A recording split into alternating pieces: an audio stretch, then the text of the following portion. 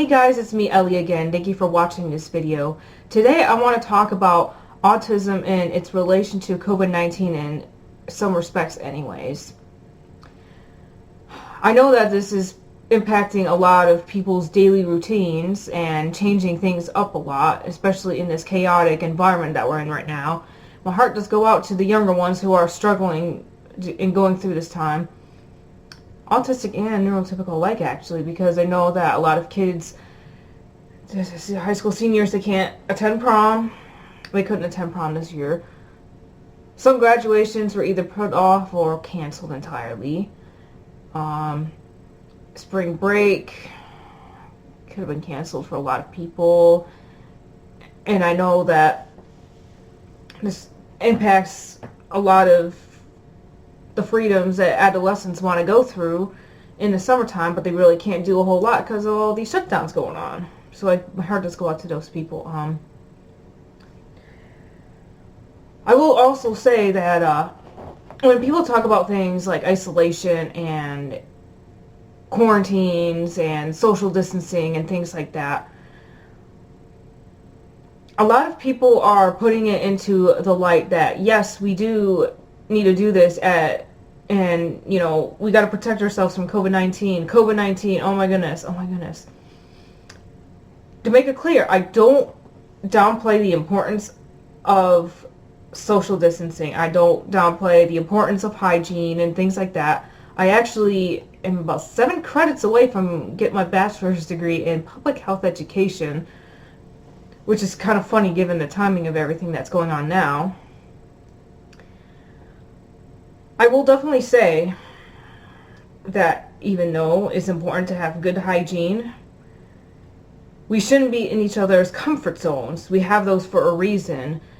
And I think on a subconscious biological level, evolutionary level, we don't really like to have people right on in our faces like this.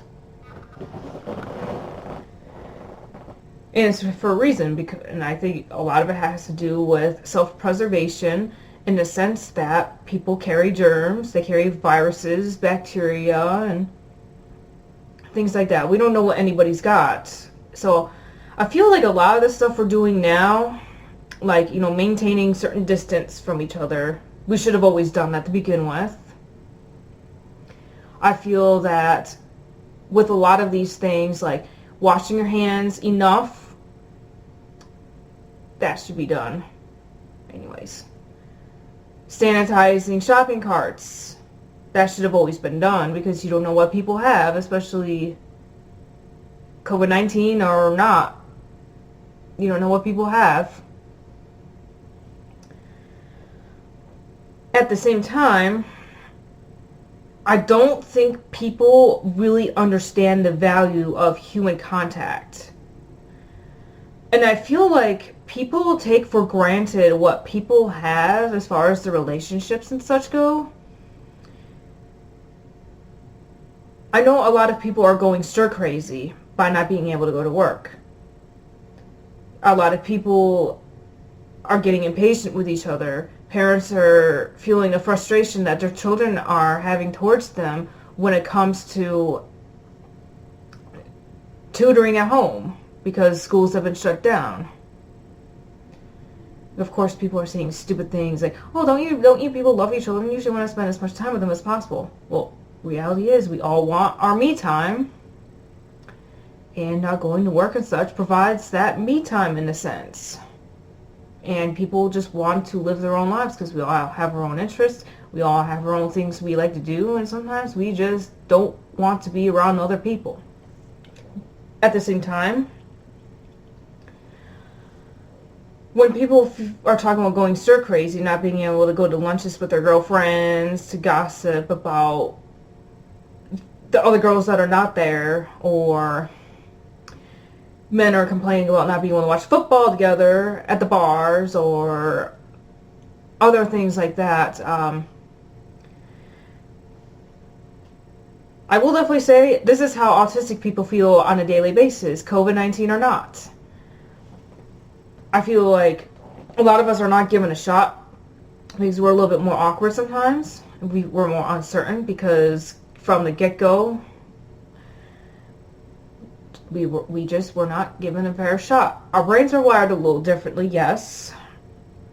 So we have more neural connections in our brains, which can actually kind of be a bad thing, because then there's certain pathways that are not being utilized as much, and that could cause more confusion in a sense. It's called like pruning, that typically occurs in adolescence up until mid-20s. This process is actually slowed, and some people develop mental problems or just never completed at all. It actually helps with things like getting rid of different neural pathways to make decision-making more efficient and things like that, and getting rid of things that are not utilized, which doesn't really happen as much in people with autism. So that contributes to things like our social awkwardness, and then we have the stapedial reflex inside the ear canal is also delayed, which also makes things a little more different as far as interpreting social cues and what people say, because I know sometimes when I'm having an off day, and if someone doesn't talk to me straight to my face first, like they'll talk to my side and I don't know they're talking to me, my brain will still be trying to process what they said before. And then all of a sudden I find myself hearing a bunch of blabber coming out of that person's mouth because my brain just doesn't process things as quickly, probably because that reflex being delayed and such. So I feel like things like that are part of why people on the spectrum we don't have as many relationships, and we struggle to maintain them because we get anxious, we get depressed more easily. We act a little different off the time, so then people judge and are not nice, especially when we're younger. When people say mean shit to you your entire life, it's kind of hard to not feel cynical about most people. Pardon my French. So when people talk about the temporariness of isolation and quarantines and such, as if it's in the name of the greater good, the thing is, people are only thinking about COVID-19. They're not thinking about the big picture. Humans rely heavily on human interaction because we're social animals by nature, and all these quarantines and isolation lasting for months on end, it's not good for human psychology. One of the things I read about with people on autism, for example, actually multiple articles that talked about the lifespan of people on the spectrum. And part of it is that I've read that a lot of them will have, on average, live maybe 10 years younger or less. And there's a few reasons for that. Some of them will develop mental illnesses because of being bullied when they're younger, or generally being more isolated from the world than other people because we have fewer relationships and we struggle to maintain them. And then I also noticed that when we develop these comorbid disorders that affect our ability to take care of ourselves, that it also means that we don't exercise as much, eat as good, and things like that. Because I know when you have a lot of nervous energy, some people just don't really want to do a whole lot. And I feel like a lot of people on the spectrum tend to have more nervous energy, and they just kind of bundle up and things like that. I don't know if you watched Made in Manhattan, where they talk about taking a paper clip and squeezing it in their pocket to get rid of that nervous energy. I think maybe that's why a lot of people on autism, they do more stimming than other people do, is because they have a lot more nervous energy. But anyways, so when people talk about how temporary these things are in the name of protecting us from COVID-19, people are not really thinking about the impact that this unemployment is having on people. Because I know that during times of higher unemployment rates is also when suicide rates go up. And with people in autism, because we tend to be more socially isolated, I know that with the social isolation that accompanies unemployment, because let's just face it, when you're doing office politics, yeah, sure, a lot of autistic people, they don't like that. They don't want to deal with it. And some other people without autism don't like to deal with it either. But it's human interaction nonetheless. And us humans, we thrive on social interaction. And unfortunately, people with autism, I read an article or two about this, but a lot of people with autism die around the age of 35. It has nothing to do with, autism impacting the lifespan of those impacted, because that's not the case. It's actually because of suicide. Because of the social isolation, the anxiety and depression allowed them to develop from the way they're treated by other people, and the lack of real relationships that many of us struggle with. And then there's also the problem of the fact that it can actually be harder for some people on the spectrum to get jobs. And that's another reason why in times like this, when unemployment is abnormally high, financial instability, uncertainty about the future, social isolation, and things like that are why in times like this, suicide rates are going to go skyrockets at some point, if they haven't already. And I'm speaking about this from a big picture standpoint, also from someone that's actually been to school for public health. And I feel like there's not a whole lot of checks and balances going on with our response to COVID-19. And not to mention a lot of the delays that happened, and a lot of the politics that went into play in the beginning, and I lost my respect for the CDC and WHO and all of them for their horrible response to all of this. I mean, I could go on and on about that, but I'm trying not to delve into that level in this video. It's a whole other topic that I might make a separate video for, so stay tuned. But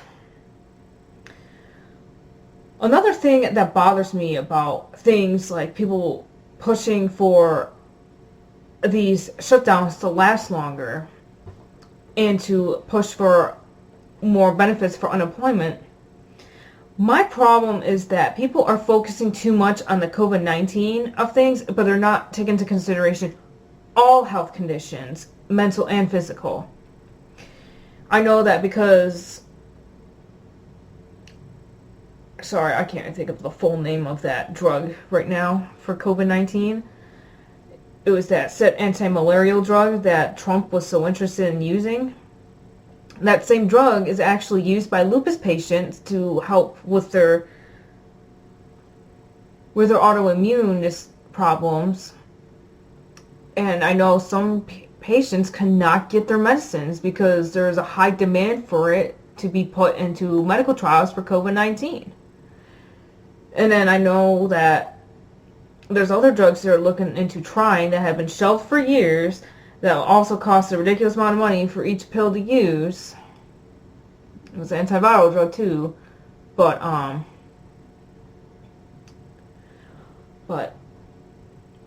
lot of people, they just are not taking into consideration the entire picture. They're only thinking about COVID-19. They're not thinking about mental illness. They're not thinking about physical illness. And they're not thinking about environmental either. I mean, I could go on about how people that are in abusive relationships, they're with their abusers 24/7 now because of these quarantines. But I don't see anyone caring about those women, children, and even men. They're too focused on COVID-19 and all the shutdowns. And they're not really thinking about the impact that this is having on some families, especially even the children that rely on going to school for food and such. I know some school districts are distributing food and homework and all that other stuff, but not everyone's got that nice little perk going on right now, or necessity rather. But some people are going to call it, some people just, all they think about is themselves. I did watch this video by Teal Swan. She said something about how COVID-19 is the manifestation of narcissism. I will definitely say she is 101% accurate. because I feel like people that are pushing for all these shutdowns are not taking into consideration things like domestic violence, how this is going to impact the people that are still forced to work, and they're hoarding all these supplies like toilet paper and food and all this other stuff and cleaning supplies, and I just don't understand it. I just don't understand how people can just hoard all these things in amounts that they don't need, and it's just like, what about the people that really need this stuff? And it's like, you're not one of those people that are going to be heavily impacted by this because of your health conditions or your finances or anything. The same people that are hoarding are also probably the same ones that are pushing for these shutdowns to last longer to protect themselves. The reality is, I've seen an increase in services like home deliveries, people ordering more stuff off of places like Amazon, higher demand for services like DoorDash, Postmates, grocery delivery from Instacart and other apps of the sort. My thing is, what about the people who are providing these services? Now, some of them are not complaining about the extra money, but my question is, what about their safety? They're the ones that have to go into grocery stores and deal with other people. They're the ones that have to go in and out of places dealing with people that don't care about social distancing, that don't care about proper hygiene, that will sneeze all over people, that will cough all over people, and things like that. And all it takes is the one little nook or cranny you missed in your products that are being delivered that can bring COVID-19 in your house, whether you leave or not. I personally feel like, it's a whole other topic, but I personally feel like that most people are doing these things, these protocols, incorrectly one way or another, because they're not washing their hands long enough, they're not sanitizing every nook and cranny of their products they bring into their houses, or they're not coughing into their shoulders or arm or sleeve or whatever all the time. They're not doing something right, in my opinion. And I feel like a lot of these people that are wanting to stay home are also some of the ones that are able to work from home, that are able to make a living from home, the ones that are not going to struggle as much as the people that actually need to work. And it makes me laugh that some people that are pushing for these are also taking advantage of things like, the home delivery services and such, but they're not taking into consideration, hey, you know what? If I get off my own ASS and go to the store myself and do the things properly as far as social distancing and wearing a face mask in the store and all that other stuff, you probably won't catch COVID-19. So what makes you better than the other person? Now, if you have health conditions, please stay home. Or if you have some other risk factors, stay home. But if you're going to go and complain about how we need to keep these shutdowns lasting longer and such, and being all terrified of leaving your own house, then other people have to do the dirty work for you? That's just my opinion on that whole stance. But if you have a medical condition, fine. But please don't go on and say that we need to keep these shutdowns going, because it ain't going to work. The economy can't handle it. It's not feasible from a social standpoint either. I actually read, going back to the social isolation and quarantine topic and such, I actually read a couple Psychology Today articles throughout the past few years. One article I thought was interesting was talking about house setups and how homes are changing the way they're building homes and things like that. Kind of relevant because I'm actually looking for a house now for me and Atlas. But one of the things I was thinking about with psychology is that Americans are actually starting to become more lonely over the years. We're delaying having children. We're not getting married as soon as we have been. Some people are choosing not to do it at all. Some people are choosing not to have children at all. It's happening more and more frequently. That's totally fine with me. I don't care what you do with your personal life. But something that I thought was interesting is that a lot of newer homes are bigger and more open concept and have taller ceilings than older homes do. But family sizes are not getting bigger, they're getting smaller. And people are getting a little bit taller, but not enough for their ceilings to be significantly taller than they used to be. So what's up with the changes? So I know it's more about open concepts, like not having rooms and closed off spaces anymore. Like a kitchen is closed off in one room, a living room closed off, bedrooms all closed off, bathrooms all closed off, and instead people want more like the kitchen looking into the living room. And they want taller ceilings now. Things like that. Why do we want more space, but our families are not getting bigger? Why do we want to have a sense of living in a bigger space? So, one thing I read is that a lot of Americans are actually dying younger from loneliness, autism or not. And one of the things that this article was also talking about was how people are building more home gyms. People are building more home theaters, as opposed to going to the gym and socializing, and going to the movie theaters and socializing.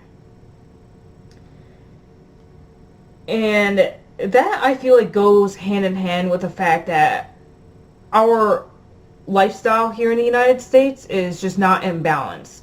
We work too many hours a week. I always thought the 40-hour work week was too much, and people are just working harder. Some are working 60 hours a week now just to make ends meet. That's not healthy. That's not right. I feel like humans are more meant to work maybe like 3-4 days of the week. I always thought 40 hours a week just leads to burnout, and look how many Americans are burned out. That's just me personally. I think we should just go to work and go home when we're done, instead of pretending to work for 8 hours in a day when you were really working like 4 in some cases. Well, it's obviously not the case for all people, but you know. So, thinking about stuff like that. And then I also, in the same article, it was talking about things like the taller ceilings. Why do we want taller ceilings?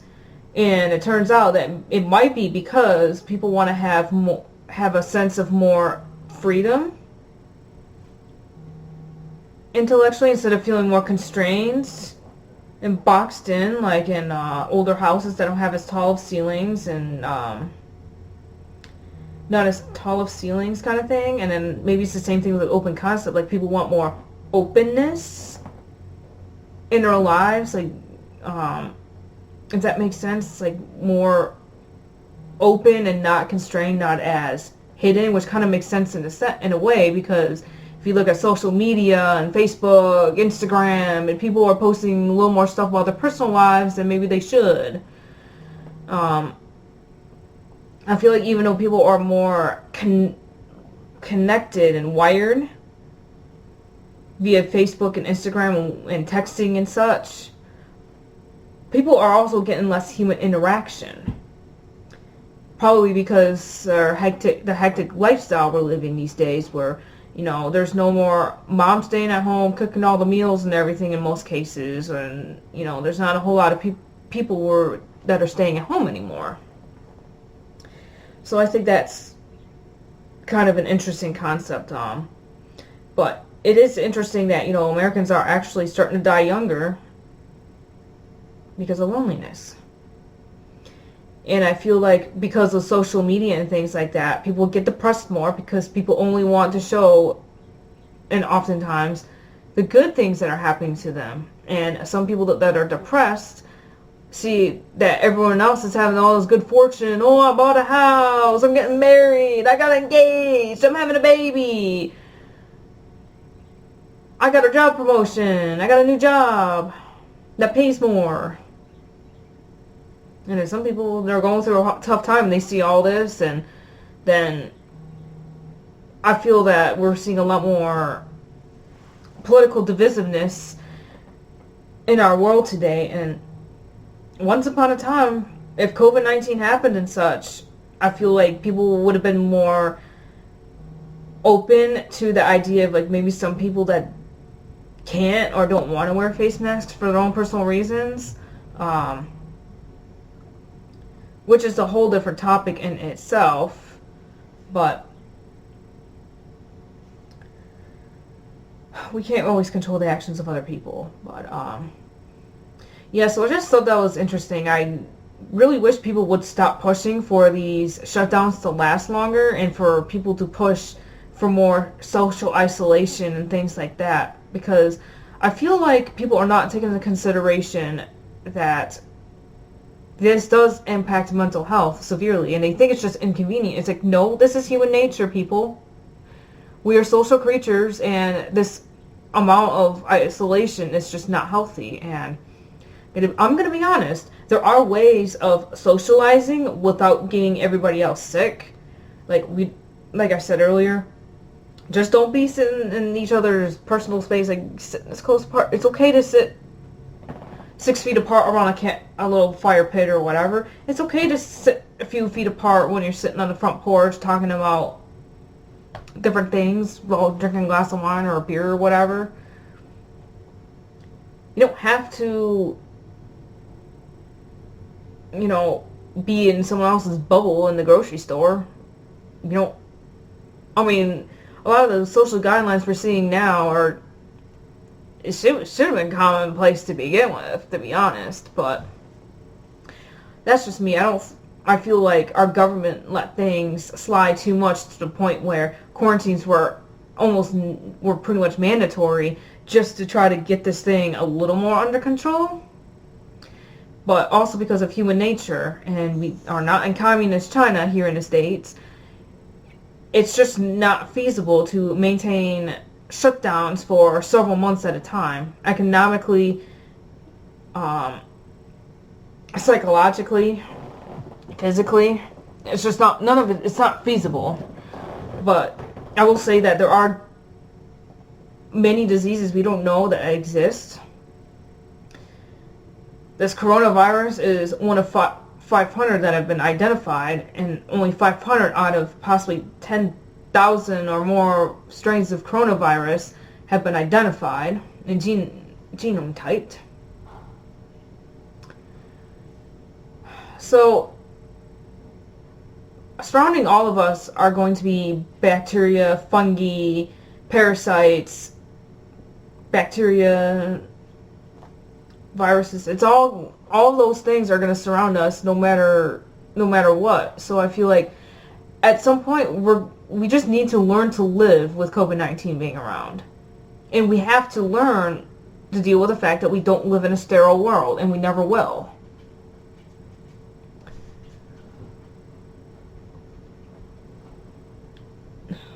Hey girl.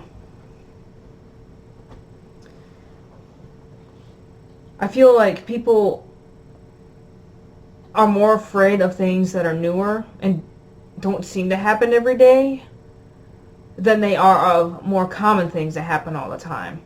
People are more afraid of things like car crashes, airplanes, COVID-19, things that get more publicity because they kind of don't happen every day, since coronavirus is a new thing. It's a new disease. It's new because it's never been identified before. Before 2019, that is. Also, at the same time, people are less afraid of dying from things like diabetes, heart disease, cancer. The things that people die in really high numbers of, but we don't take into consideration that people are actually dying from those diseases maybe a little bit more now, but it's not being reported as much because these shutdowns have resulted in doctors' offices not being fully operational or just being completely shut down. Now all those nurses and doctors that have been furloughed because their offices have been closed could all be put to work testing for COVID-19 in patients. Like, utilize your medical skills for other things besides just your specialty office that happens to be closed. Why they didn't do that before, I don't know. Don't ask me. But that's one of the many ways that our government and generally society has failed in reacting to COVID-19.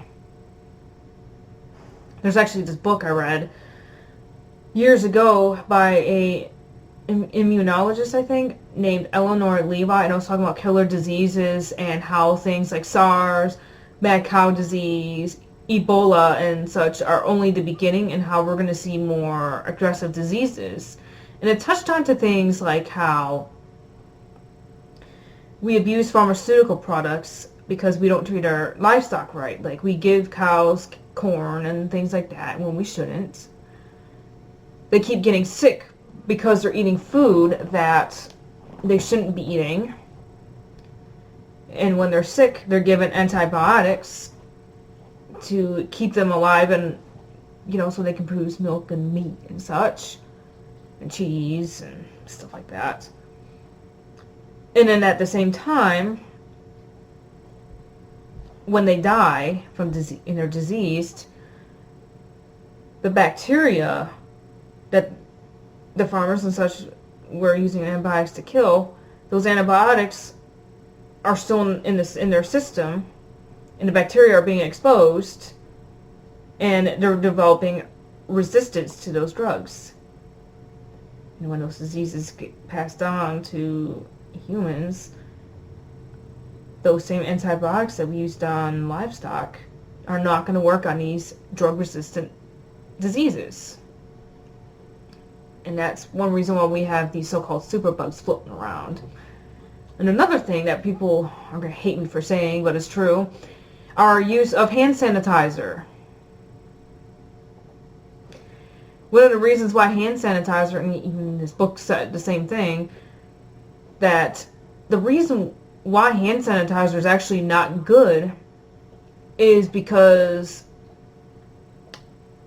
these same drug-resistant bacteria are the ones that become resistant to things like hand sanitizer are the ones not getting killed off, but the healthy bacteria that can keep those bad germs, viruses, and bacteria and such in check, those are the ones that are getting killed off by the same hand sanitizer everybody is gunning for these days.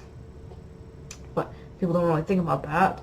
And antibacterial soap is actually not really good either. It's for the same reason.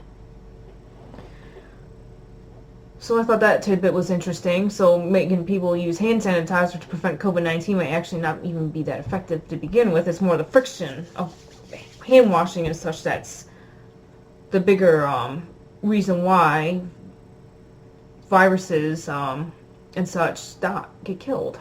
It's from the friction of hand washing, and of course the soap that collects everything and gets rinsed off. It's a physical thing, not so much a chemical thing in that instance, but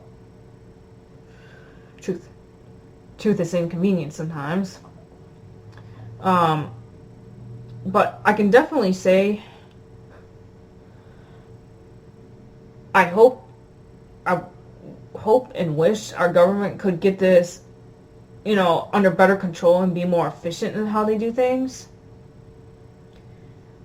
And with the social isolation that people keep pushing for and social distancing and such, you might feel it's inconvenient temporarily.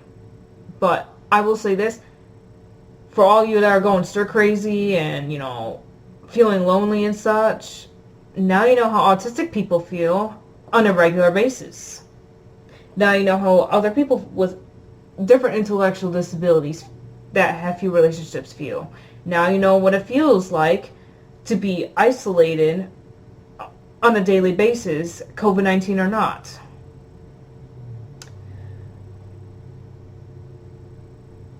I will not lie.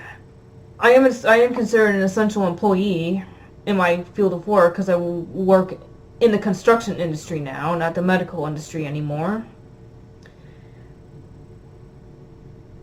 So it would have been nice to have been, temporarily laid off or whatever, just to have time to recharge my batteries and think about what I really want to do in life and things like that. But I do know that extra $600 people are getting for unemployment that's supposed to go down, be gone by the end of the year, and stimulus checks and stuff. We're going to be paying for that one way or another. I hate to say it. Watch those tax hikes that are going to be coming for the next 5 years. We'll see how that one turns out. Some of the things I want to see changed because people want things to go back to normal. I don't want things to go back to normal. I want the normal to change before it goes back to normal. I want it so that health insurance is not so tied to our income and our jobs, because how anyone can push for things to stay the way they are is they're insane. I want people to have a better value for a work-life balance, because I think working 40 hours a week in the office when maybe you don't need to all the time, that should, be taken into consideration as well. A lot of companies do need to start having more work-at-home employees, but also make it so that there's more preparation for general disasters than there are now, instead of just relying on everything to be perfect all the time, which it's not. Things are going to go wrong no matter what you do in life. And I also want people to start valuing human relationships better, and to just treat each other better and the planet better. Some people are going out there saying that COVID-19 is one of the ways to kill off the human race. The world's too populated. We need to eliminate some people. That's a whole different topic in itself, but I will say Mother Nature's got us in this one, because COVID-19's got a longer incubation period than a lot of known diseases. It's harder to pick up whether someone's got COVID-19 or not. The testing for it isn't the most reliable, because you can test negative up to 6 times and then test positive finally in the 7th time around. So the one time someone tests negative, oh, I'm good, and then they got it.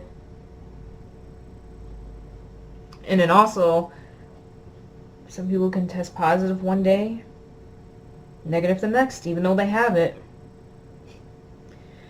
The method of testing is supposed to be the gold standard in virology, but for some reason they just can't quite get this one to be as dependable and reliable as other ones. But this type of test that they use, it's like RT-DNA polymerase chain or something like that. Polymerase testing. Supposed to be a gold standard, but those tests also take years to come up with, not months, which is probably why he's got all those problems. And for some darn reason, the CDC just had to make their own testing kit. They couldn't use what the Koreans were using. They couldn't use what other countries were using. We gotta make our own. And of course, that set things back a whole month, because the first round of testing kits they came up with were defective, making a lot of test results inconclusive. Our government's missed the mark on so many respects on this whole thing. Just our reaction to this is a joke. It's going to cost more lives than it's saving, to be honest, in my opinion. But the biggest thing I really hope all of you guys take from watching this video is that we need to value human connections more than we do now. We live in a world right now where we love things and we use people, but we should be using things and loving people. That's the way it's supposed to be. So I don't want things to go back to normal. I want things to change before going back to and make a new normal. I want it so that people with autism like myself and people with other intellectual disabilities and such have a better shot at actually maintaining relationships and friendships like everybody else. I want it to be so our health insurance isn't so closely tied to employment and income levels. I think people should just have a way to opt into health insurance, employed or not, and not necessarily mandated by just the government. I also want to see a stronger sense of work-life balance. I want to see it be where people can work from home if they want to be with their families. But also make it so that childcare is more easily accessible. Because let's just face it, yeah, places are opening back up and people are going back to work, but some people still can't get to work because some childcare centers are closed down. That's a no-go. Well, how can those people go back to work if they can't have any childcare? So that needs to change too. And I'm sorry, but for the CDC guidelines for sending children back to school, no. You think kindergartners are going to not sneeze on each other? You think that kindergartners are going to be able to maintain social distancing? No, they want to play with their friends. They're not going to understand. They don't. No. I'm sorry, but we're creating a prison environment in schools. If that's the way it's going to be in school, I'd rather homeschool. Because we're surrounded, like I said, we live in a world that's not sterile.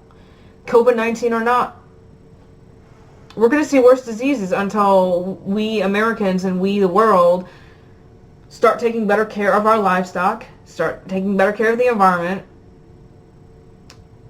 take better care of our bodies in that, and treat each other better. I don't think the planet is trying to kill us off. Mother Nature is not doing this to kill us off. Mother Nature wants us to wake up to the errors of our ways and to pay for them and to take our actions into accountability and change the error of our ways. That's my opinion, but that's a whole other video and other topic to go with. So thank you for watching this video. I'm sorry I jumped all over the place, but there's a lot of different things that connect COVID-19 to autism in different respects, with isolation, changes in routine, and people getting stressed out because they're together too long and too often and things like that. Thank you for watching this video again, and have a good one. Thank you.